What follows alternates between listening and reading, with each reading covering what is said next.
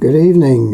This is well, you might recognise this photograph. This is a later life photograph of actor and singer Richard Harris.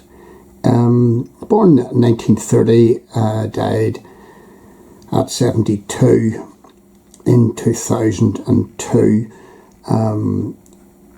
You know, I'll remember him largely for his films. He was in Camelot and he was in The Sporting Life.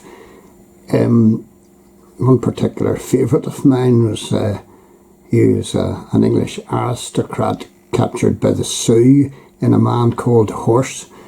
He played Oliver Cromwell. And he was in Jim Sheridan's The Field, which is an interesting film, quite bleak. He was in Gladiator, he was in The Count of Monte Cristo, and he was in the Harry Potter films as well. And you might not know it, but in his early days, youth and early 20s, Richard Harris was a very athletic boyo. He was into his rugby and he was into his squash big time. He was friends with Peter O'Toole and Richard Burton.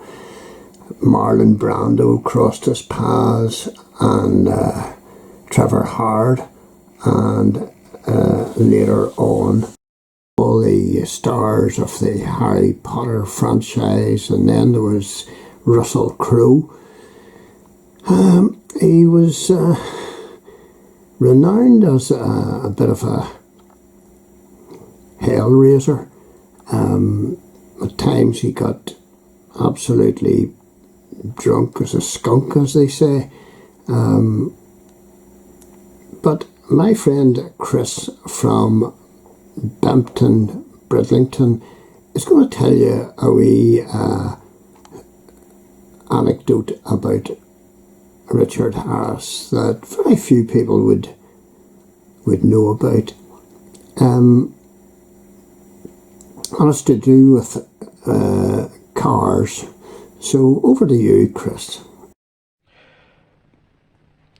Well, Tom, just before I finish, I just thought I'd slip this little bit in about Richard Harris. He didn't so much collect cars as lose them, as you'll see from this little write-up. And I'm sure I can say that all of us don't like paying for parking, and I also think most of us at some time have forgotten where we've parked our cars.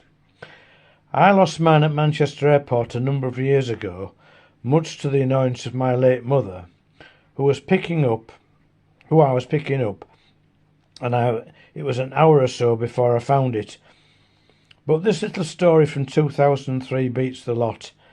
The late actor Richard Harris completely forgot about his Rolls Royce and left it in a New York garage for 25 years.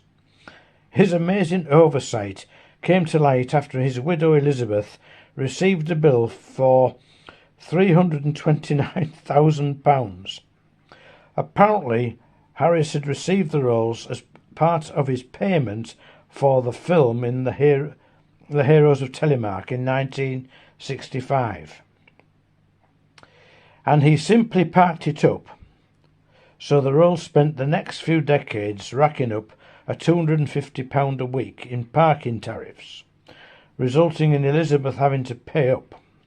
She reluctantly had the car auctioned off at Christie's, where it was expected to fetch £143,000, still £186,000 short of the bill. Oh dear. A typical Richard Harris. He must not have been quite sober when he packed his rolls up. Okay, Tom.